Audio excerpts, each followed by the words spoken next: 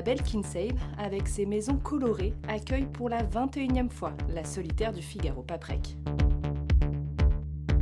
Dans cet écrin de verdure, les 32 marins et surtout leurs préparateurs sont aux petits soins sur les bateaux.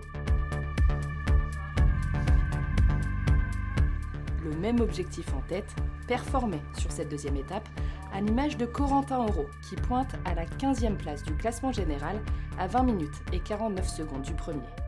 Finalement, pas beaucoup d'écart en temps, on est tous très proches, une demi-heure ça reste correct. J'arrive ici avec un super début de saison où j'ai vraiment, je crois que j'ai fait que des podiums sur toutes les courses que j'ai faites. Et là, tu vois, première étape de solitaire, je fais 16e de l'étape, donc tu vois, ça veut un peu tout dire. Sans quand on vient là, on a envie de bien faire, surtout avec ça sur le maillot.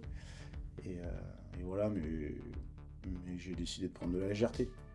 Ça changera pas grand-chose si je fais une contre-perf.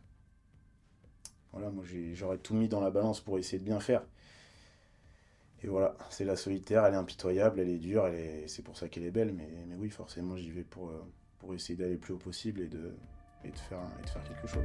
Dernier de cette première étape, Anthony Quentin revient à la compétition après s'être éloigné du monde de la voile pendant une quinzaine d'années. Le marin, issu de l'olympisme, se sent plus confiant en cette veille de départ. Là, quand on en a fait une, on se dit, voilà, ça c'est fait, donc je suis capable de le faire et d'avoir des stratégies cohérentes. Donc pour la deuxième, je vais régler mes problèmes d'alimentation. Je vais acheter des pâtes et c'est tout, et du sel et ça ira bien. Et surtout, oui, j'ai eu quelques soucis techniques sur le bateau qu'on va régler. Mais cet été, j'ai pas pu m'entraîner, donc je l'ai payé un peu sur le tout début de la première étape. Et si la prochaine étape, je peux être dans le match, au moins rester dans le peloton, je le ferai sans problème. Mais c'est pas qu'une légende, le niveau, il est stratosphérique.